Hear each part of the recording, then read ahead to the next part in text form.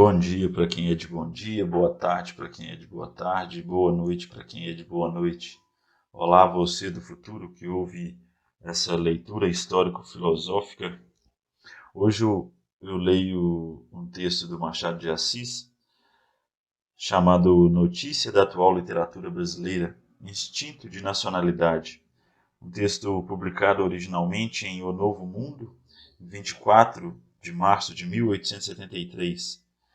Esse texto está disponível na internet, facilmente encontrado na página do MEC, no site do MEC, Machado de Assis.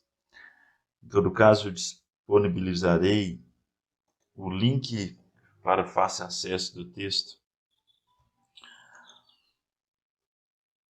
Então vamos ao texto. Quem examina a atual literatura brasileira reconhece-lhe logo como primeiro traço certo instinto de nacionalidade.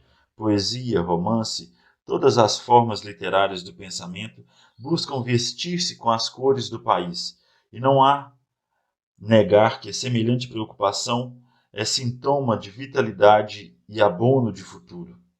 As tradições de Gonçalves Dias, Porto Alegre e Magalhães são assim continuadas pela geração já feita e pela que ainda agora madruga, como aqueles continuaram as de José Basílio da Gama e Santa Rita Durão. Escusado é dizer a vantagem deste universal acordo. Interrogando a vida brasileira e a natureza americana, prosadores e poetas acharão ali farto manancial de inspiração, irão dando fisionomia própria ao pensamento nacional. Esta outra independência não tem 7 de setembro, nem campo de Ipiranga. Não se fará num dia, mas pausadamente, para sair mais duradoura. Não será obra de uma geração nem duas. Muitas trabalharão para ela até perfazê-la de tudo. Sente-se aquele instinto até nas manifestações da opinião. Aliás, mal formada ainda, restrita em extremo, pouco solícita e ainda menos apaixonada nestas questões de poesia e literatura.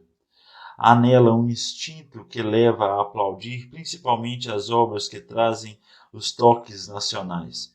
A juventude literária, sobretudo, faz deste ponto uma questão de legítimo amor próprio. Nem toda ela terá meditado os poemas de Uruguai e Caramuru, com aquela atenção que tais obras estão pedindo. Mas os nomes de Basílio da Gama e Durão são citados e amados como precursores da poesia brasileira.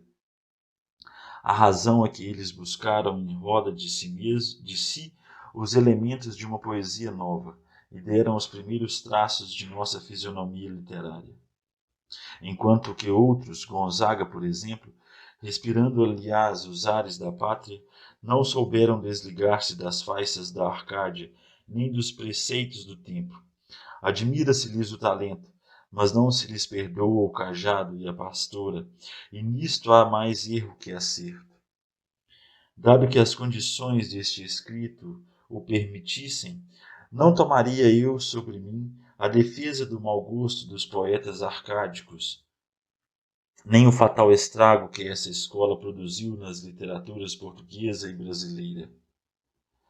Não me parece, todavia, justa a censura aos nossos poetas coloniais, escados daquele mal, nem igualmente justa a de que não haverem trabalhado para a independência literária, quando a independência política jazia ainda no ventre do futuro, e mais que tudo, quando entre a metrópole e a colônia criar a história a homogeneidade das tradições, dos costumes e da educação. As mesmas obras de Basílio da Gama e Durão quiseram antes ostentar certa cor local do que tornar independente a literatura brasileira. Literatura que não existe ainda, que mal poderá ir alvorecendo agora. Reconhecido o instinto de nacionalidade que se manifesta nas obras desses últimos tempos, conviria examinar se possuímos todas as condições e motivos históricos de uma nacionalidade literária. Essa investigação, ponto de divergência entre literatos, além de superior às minhas forças, daria em resultado levar-me longe dos limites deste escrito. Meu principal objeto é atestar o fato atual. Ora, o fato é o instinto de que falei, o geral desejo de criar uma literatura mais independente. A aparição de Gonçalves Dias chamou a atenção das musas brasileiras para a história e os costumes indianos. Os Timbiras e Jucapirama, Tabira e outros poemas do enérgico poeta acenderam as imaginações. A vida das tribos, vencidas há muito pela civilização, foi estudada nas memórias que nos deixaram os cronistas e interrogadas dos poetas, tirando-lhes todos alguma coisa, qual o idílio, qual um canto épico. Houve depois uma espécie de reação. Entrou a prevalecer a opinião de que não estava toda a poesia nos costumes semi-bárbaros anteriores à nossa civilização, o que era verdade, e não tardou o conceito de que nada tinha a poesia com a existência da raça extinta, tão diferente da raça triunfante, o que parece um erro. É certo que a civilização brasileira não está ligada ao elemento indiano, nem dele recebeu influxo algum, e isso basta para não ir buscar dentre as tribos vencidas os títulos da nossa personalidade literária. Mas se isto é verdade, não é menos certo que tudo é matéria de poesia, uma vez que traga as condições do belo ou os elementos de que ele se compõe.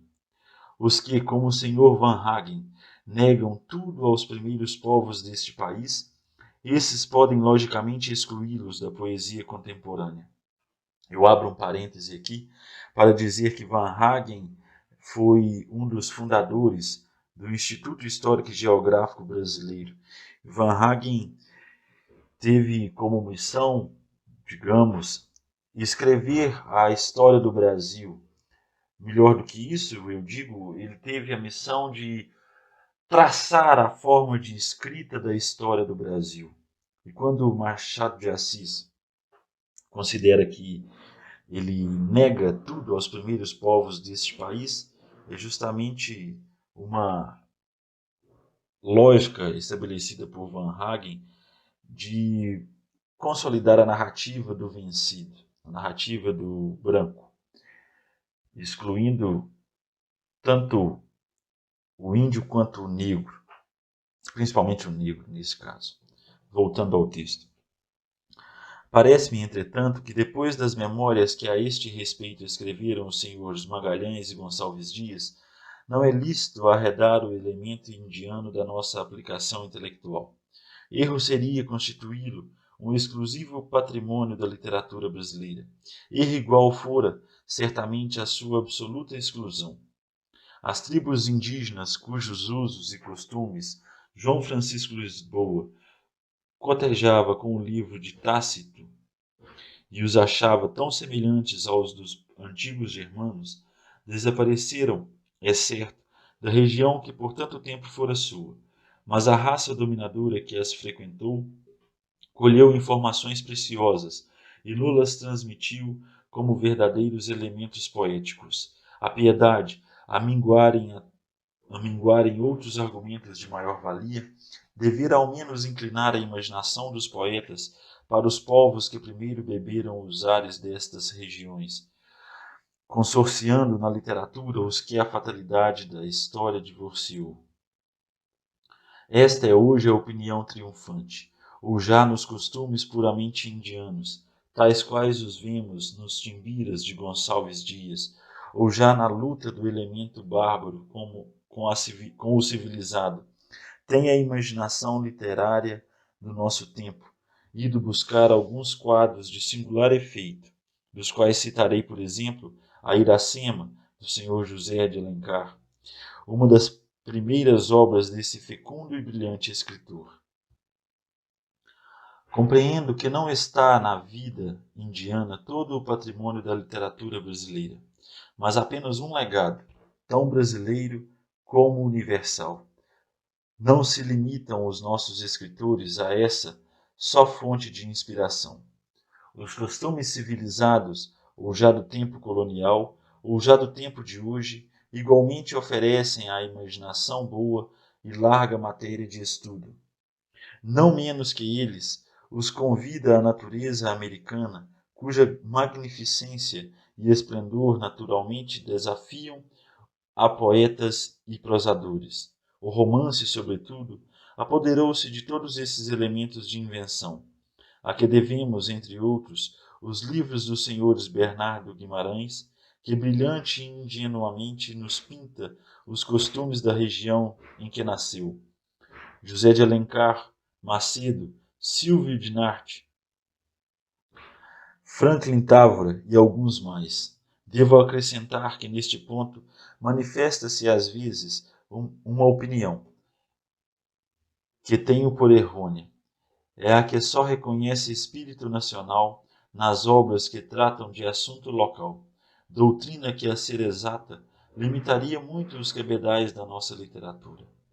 Gonçalves Dias, por exemplo, com poesias próprias, seria admitido no panteão nacional, se excetuarmos os timbiras, os outros poemas americanos e certo número de composições, pertencem os seus versos pelo assunto a toda a mais humanidade, cujas aspirações, entusiasmo, fraquezas e dores geralmente cantam. Excluo daí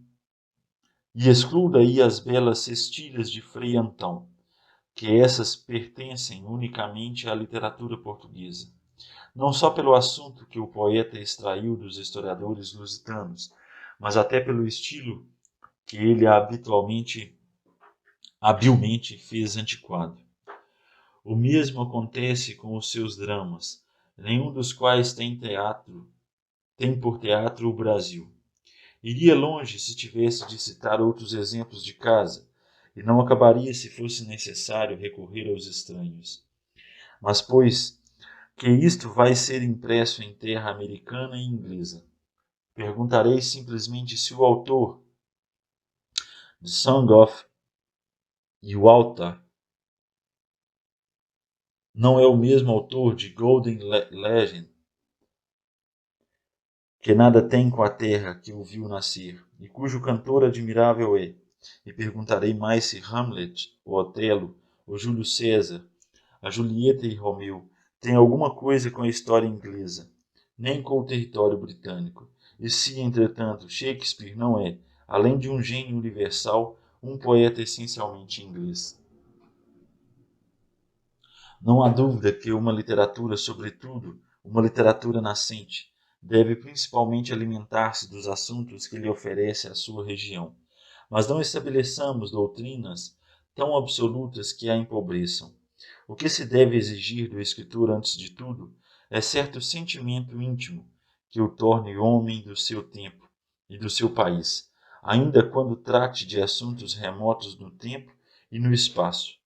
Um notável crítico da França, analisando há tempos um escritor escocês, Manson, com muito acerto dizia que, do mesmo modo que se podia ser bretão sem falar sempre do tojo, assim Manson era um bem escocês, sem dizer palavra do carro, e explicava o dito, acrescentando que havia nele um escoticismo interior, diverso e melhor do que se fora apenas superficial. Estes e outros prontos cumpriria a crítica estabelecê-los, se tivéssemos uma crítica doutrinária, ampla, elevada, correspondente ao que ela é em outros países. Não a temos. E tem havido escritos que tal nome merecem, mas raros a espaços sem a influência cotidiana e profunda que deveria exercer. A falta de uma crítica assim é dos maiores males de que padece a nossa literatura. É mister que a análise corrija ou anime a invenção, que os pontos de doutrina e de história se investiguem, que as belezas se estudem, que os senões se apontem, que o gosto se apure e eduque, para que a literatura saia mais forte e viçosa, e se desenvolva e caminhe aos altos destinos que se esperam. O romance.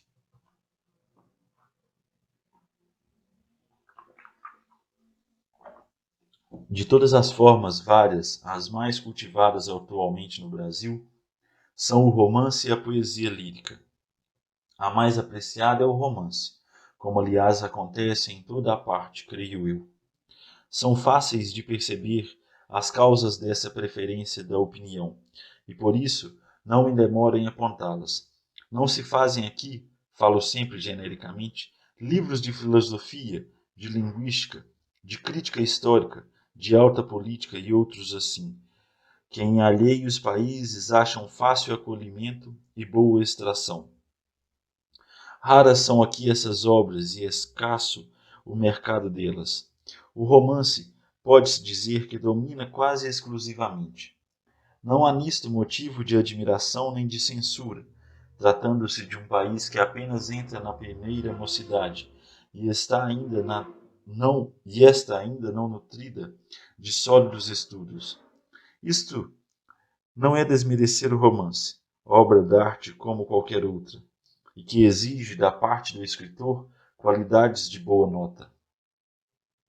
Aqui o romance, como tive ocasião de dizer, busca sempre a cor local, a substância, não menos que os acessórios, reproduzem geralmente a vida brasileira em seus diferentes aspectos e situações. Naturalmente, os costumes do interior são os que conservam melhor a tradição nacional. Os da capital do país, e em parte os de algumas cidades muito mais chegados à influência europeia, trazem já uma feição mista e ademanes diferentes.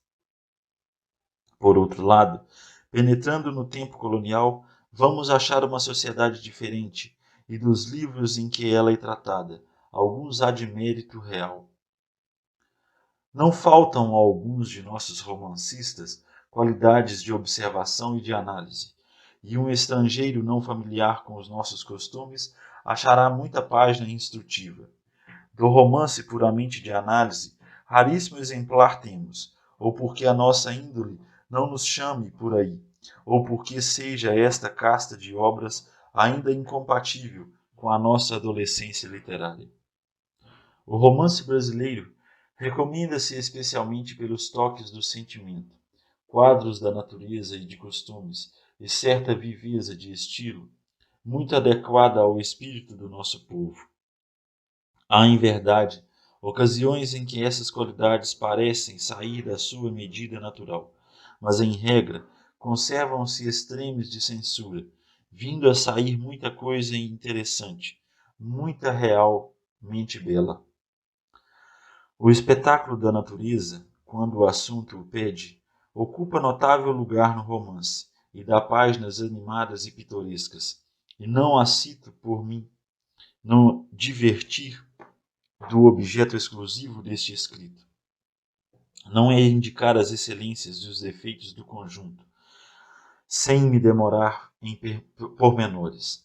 Há boas páginas, como digo, e creio que um grande amor a este recuso da descrição, excelente sem dúvida, mas como dizem os mestres, de mediano efeito, se não avultam no escritor outras qualidades essenciais. Pelo que respeita à análise de paixões e caracteres, são muito menos comuns os exemplos que podem satisfazer a crítica. Alguns há, porém, de merecimento incontestável. Esta é, na verdade, uma das partes mais difíceis do romance, e ao mesmo tempo das mais superiores. Naturalmente, exige da parte do escritor dotes não vulgares de observação, que ainda em literaturas mais adiantadas não andam a rodo, nem são a partilha do maior número. As tendências morais do romance brasileiro são geralmente boas. Nem todos eles serão, de princípio, a fim de irrepreensíveis. Alguma coisa haverá que uma crítica austera poderia apontar e corrigir. Mas o tom geral é bom. Os livros de certa escola francesa, ainda que muitos lidos entre nós, não contaminaram a literatura brasileira. nem sinto nela tendências para adotar as suas doutrinas, o que é já notável mérito. As obras de que falo foram aqui bem-vindas e festejadas como hóspedes, mas não se aliaram à família, nem tomaram o governo da casa. Os nomes que principalmente seduzem a nossa mocidade são os do período romântico. Os escritores que se vão buscar para fazer comparações com os nossos, porque há aqui muito amor a essas comparações, são ainda aqueles com que o nosso espírito se educou. Os Victor Hugos, os Gautiers, os Musset, os Gonzales, os Nervals. Isento por esse modo o romance brasileiro, não menos a este, de tendências políticas, geralmente de todas as questões sociais. O que não digo por fazer elogio, nem ainda censura, mas unicamente para atestar o fato. Esta casta de obras conserva-se aqui no puro domínio de imaginação, desinteressada dos problemas do dia e do século, alheia às crises sociais e filosóficas. Seus principais elementos são, como disse, a pintura do costume, a luta das paixões, os quadros da natureza, alguma vez o estudo dos sentimentos e dos caracteres. Com esses elementos, que são fecundíssimos, possuímos já uma galeria numerosa e a muitos respeitos notável.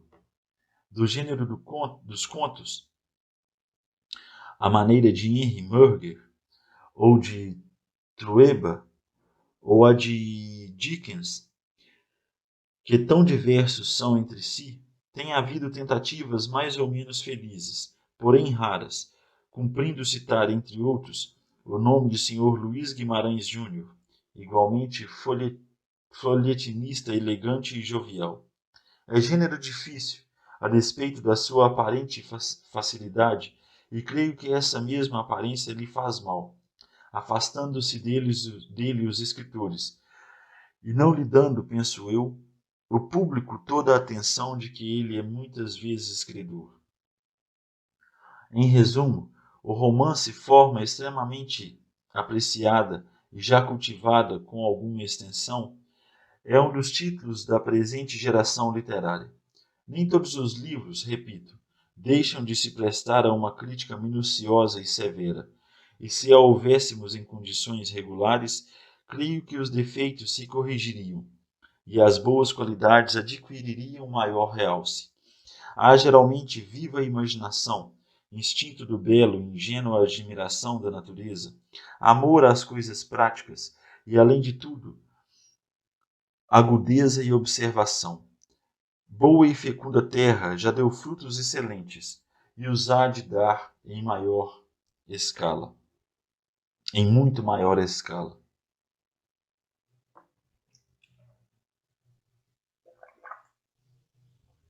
A poesia.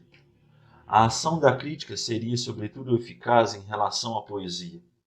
Dos poetas que aparecem do decênio de 1850 a 1860, uns levou-os à morte ainda na flor dos anos, como Álvares de Azevedo, Junqueira Freire, Casimiro de Abreu, cujos nomes excitam na nossa mocidade legítimo e sincero entusiasmo, e bem assim outros de não menor porte, os que sobreviveram calaram as liras.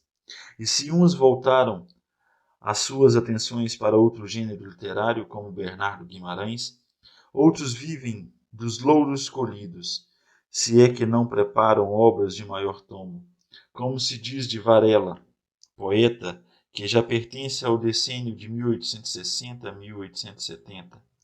Deste último prazo, outras vocações apareceram e numerosas, e basta citar um Crespo, um Serra, um Trajano, o Gentilon de Almeida Braga, um Castro Alves, um Luís Guimarães, um Rosendo Moniz, um Carlos Ferreira, um Lúcio de Mendonça e tantos mais, para mostrar que a poesia contemporânea pode dar muita coisa. Se algum destes, como Castro Alves, pertence à eternidade, seus versos podem servir e servem de incentivo às vocações nascentes.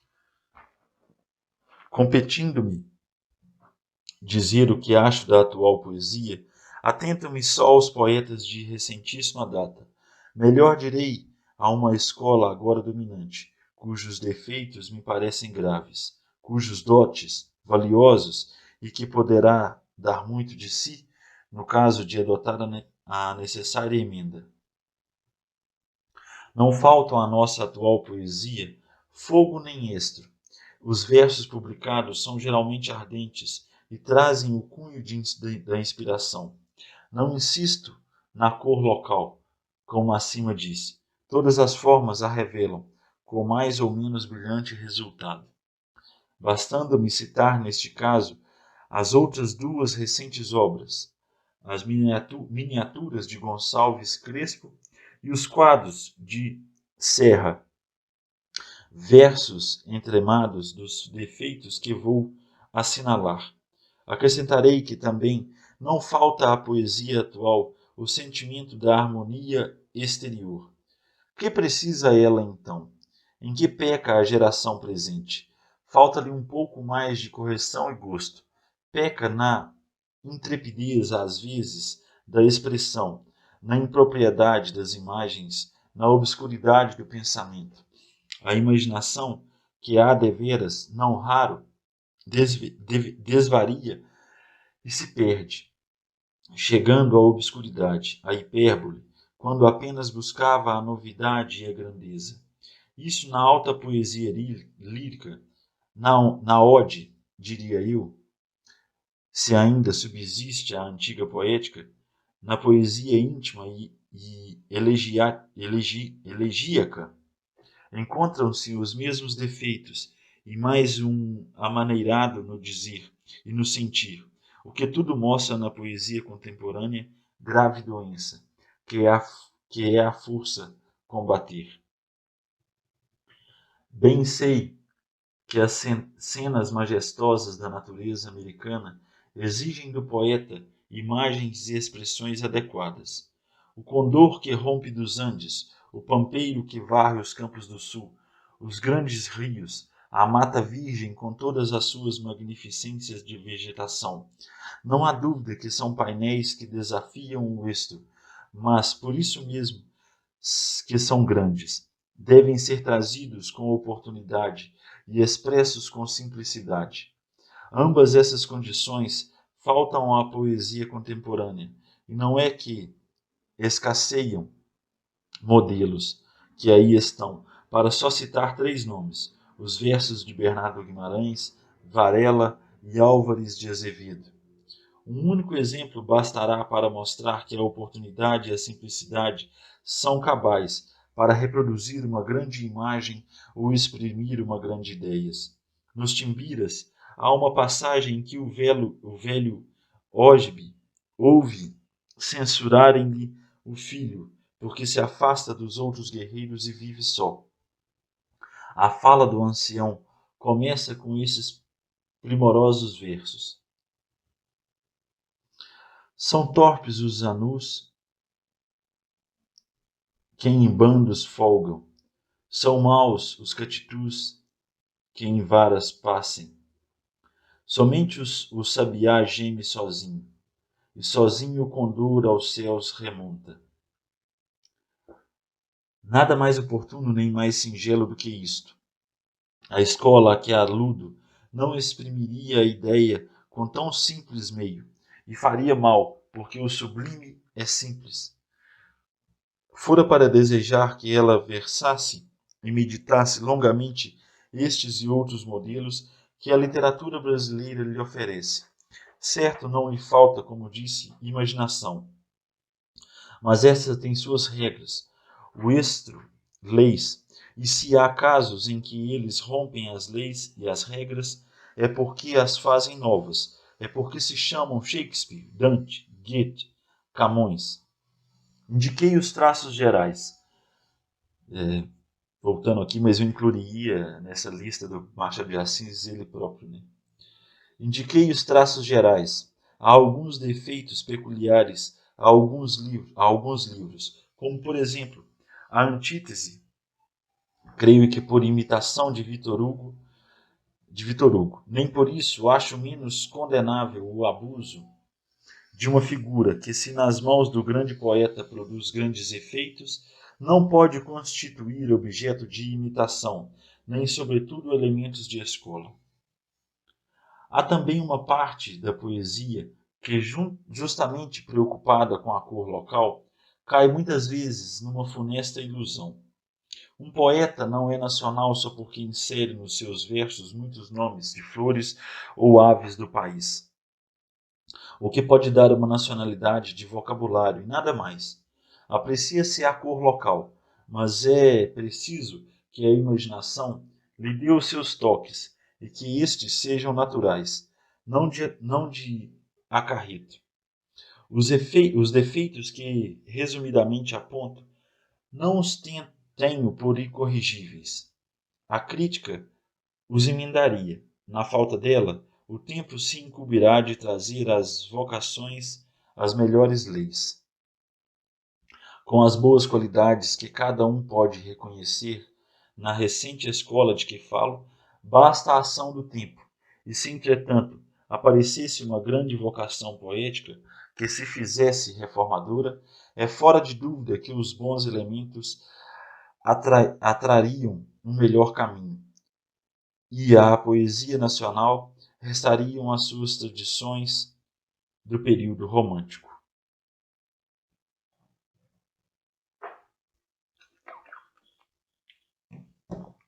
O teatro.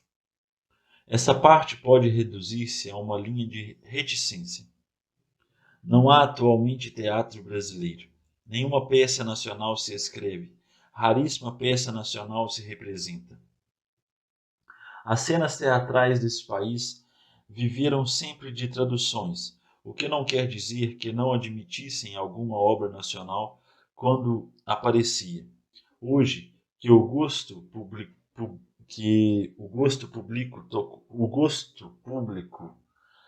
tocou o último grau de decadência e perversão, nenhuma esperança teria quem se sentisse com vocação para compor obras severas de arte. Quem ilhas receberia, se o que domina é a cantiga burlesca ou obscena, o cancan, a mágica aparatosa, tudo o que fala aos sentidos e aos instintos inferiores. E todavia, a continuar o teatro, teriam as vocações novas alguns exemplos, não remotos, que muitos haviam de animar.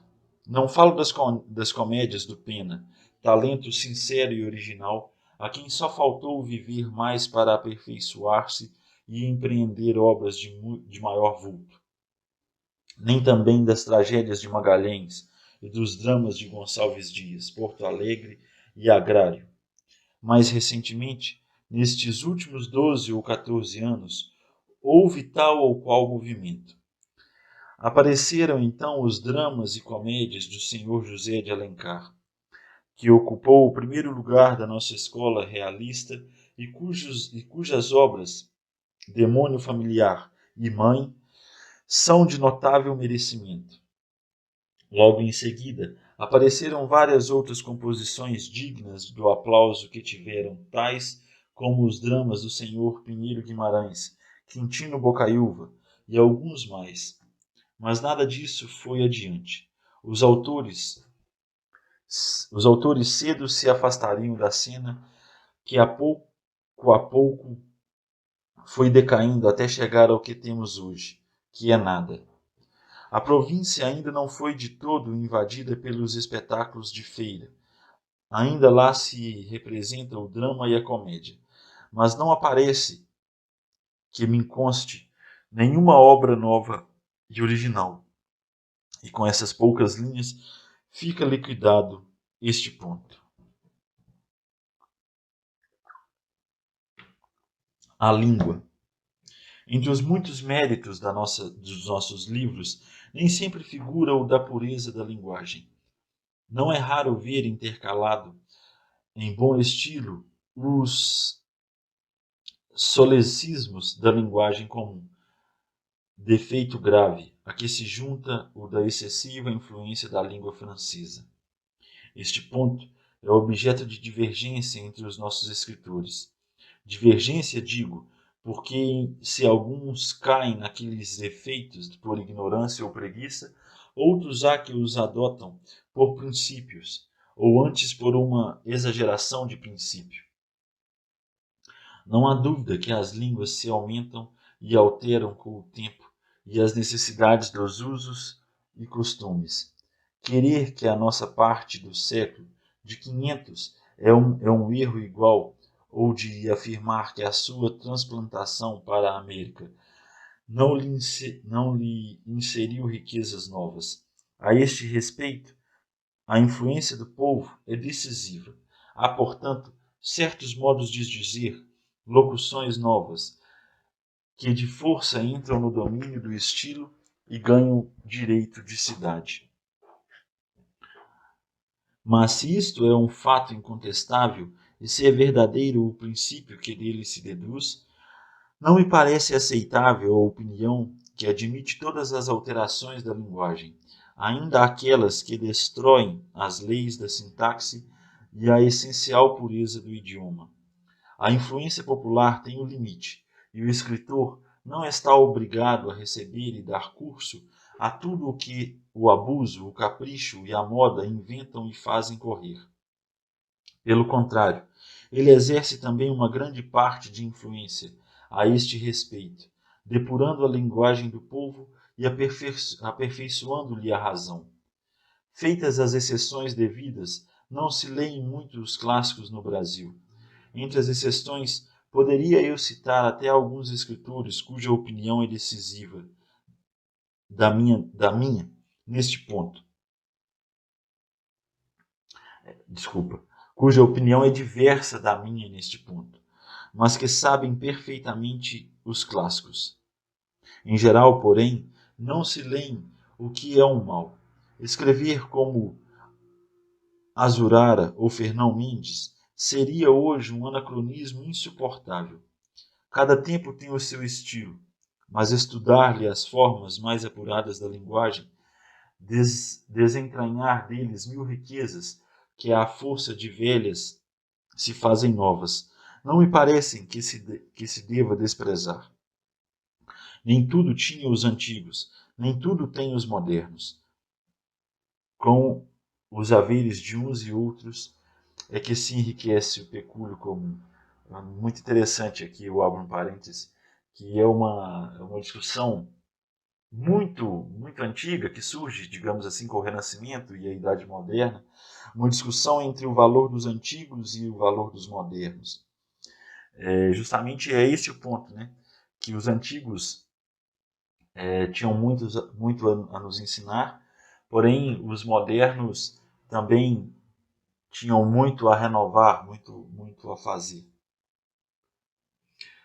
Fecho parênteses, volto ao texto, já finalizando os 2 últimos parágrafos.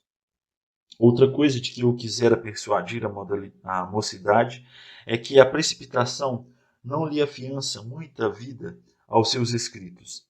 Há um prurido de escrever muito e depressa. Tira-se disso glória, e não posso negar que é caminho de aplausos. A intenção de igualar as criações do espírito com as da matéria, como se elas não fossem, neste caso, inconciliáveis. Faça muito embora um homem a volta ao mundo em 80 dias. Para uma obra-prima do espírito, são precisos alguns mais. Aqui uma referência a Júlio Verne, né? A volta ao mundo em 80 dias. Aqui termino, né, esta notícia. Viva a imaginação, delicadeza e força de sentimentos, graças de estilo, dotes de observação e análise, ausência às vezes de gosto, carência às vezes de reflexão e pausa, língua nem sempre pura, nem sempre copiosa, muita cor local, eis aqui por alto os defeitos e as excelências da atual literatura brasileira, que há dado bastante e tem certíssimo futuro.